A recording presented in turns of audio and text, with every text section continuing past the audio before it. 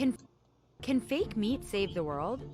Because as of right now, raising animals for food is a major contributor to climate change, responsible for an estimated 14.5% of all global emissions.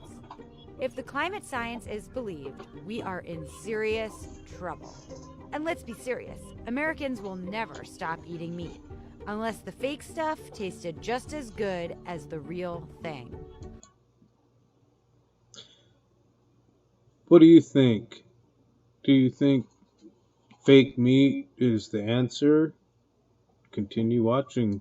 I'm food and agriculture reporter Dina Shanker, and I want to see what it will take to get 300 million Americans to eat a fake burger.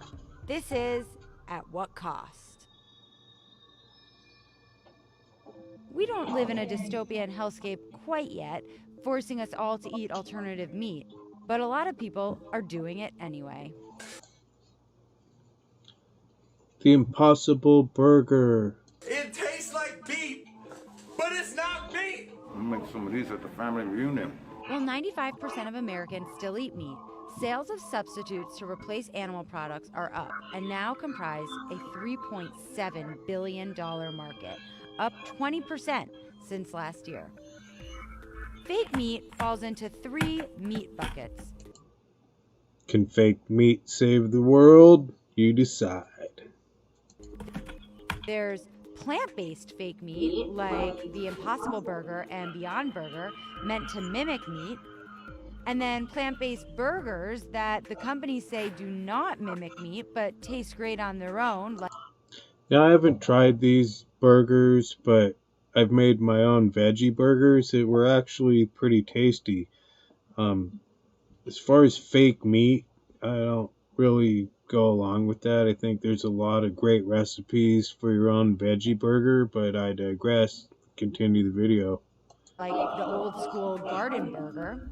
Finally, there is lab grown, or as the industry calls it, clean meat, where they literally grow the meat in a lab from cells like Memphis Meats is doing. It's weird meat, I think it's like science fiction meat. It's weird meat. But technically, it's meat. That's Kate Crater, Bloomberg's food critic. I think the jury's out on that one. This type of meat is not on the market yet. Of course, the elephant in the room is, does this stuff actually taste good? Kate has had the Impossible Burger before, and we asked her how they tasted. How do they taste? I think it depends on whether you are a dedicated meat eater. Notice how she didn't say, oh, they taste great. I think it depends on whether you're a dedicated meat eater. That means they taste like shit. Whether you're a vegetarian who wants to feel like you're eating a real beef burger, I think that...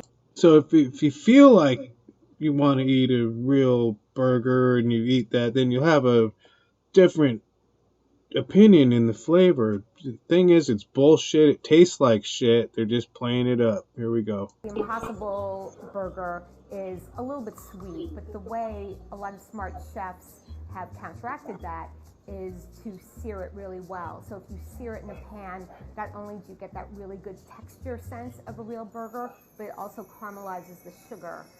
Notice it had the magical sound in the background. Oh yeah, it's magical. It's so good. When you sear it, it tastes so much better. That's in an Impossible Burger, and so it actually maximizes. They take something that could be a negative and make it a positive. So what do you see as the single biggest factor of getting people to switch from their beef burgers to their Impossible or Beyond Meat burgers? Economics is going to play a big role, because certainly most people are not going to pay $18 for an Impossible Burger. Like, that's when the novelty factor is big for an audience. So I think economics is going to play a huge factor in it, because I do. That means that people who have money will be able to get those laboratory grown fake meat burgers, and they're going to benefit, and it's going to help them. It's basically because all of our meats are going to be rotten with all the antibiotics and contaminants and E. coli and all the poison Monsanto vegetables, and this is their answer to a clean meat diet. I really believe that the world is moving towards a less meat-based diet. If you were eating this without knowing, you wouldn't know. No. You wouldn't. One thing that may surprise you is the calorie count. The way the calorie counts stack up is sort of questionable. Impossible Foods has come in as slightly more high calorie and more saturated fat than a regular 3 ounce. So we got more calories, more fat, and we're trying to prevent obesity, but we're going to stuff you with fake meat that has more calories and significantly more saturated fat, like double the amount, 10% or 10 grams versus 5.1. It's the Impossible Burger. That's what research shows, but it's still, I mean, a plant-based diet, no doubt, is better than eating like big burgers every day of your life. But is that really true? I have a big problem.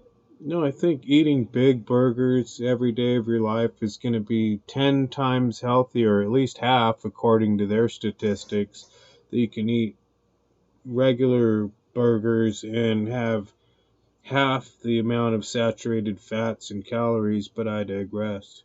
With the ingredient list. This is Ariane Dagan, the owner CEO of D'Artagnan Fine Foods, who is skeptical of the merits of fake meat, to say the least. At the level of technology today, there are things in there that I cannot pronounce, and that's a problem. But if it comes down to whether fake meat will ever take over real meat, don't count on it. I haven't heard any meat companies express anxiety. This market is a drop in the bucket compared to the larger protein market. Right now, the cell-based Try to make it sound good. products aren't really cheap enough for mass consumption. That's one of their problems. It's not cheap enough for mass consumption, and we need cheaper meats for the poor people so that the poor people can eat all the fake meat, and only the rich will get the better plant-based burger. Bring down the price before they can really compete.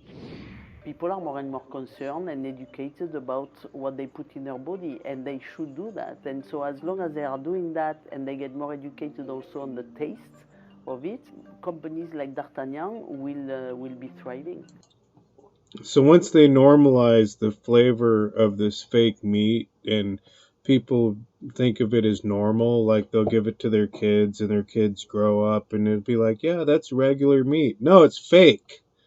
And that's what they're doing. So I am my own competitor. I want to raise a better species, a better animal, always. There are always ways to make it better.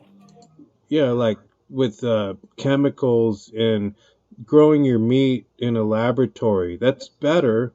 And we're going to make that a good thing, and everybody loves it, right? Yeah, fake meats. Yummy. Just get used to it. And that's what we're striving for. That sounds great for the people who can afford expensive and responsibly raised meat. But for those who can't, fake meat can very well be in your future.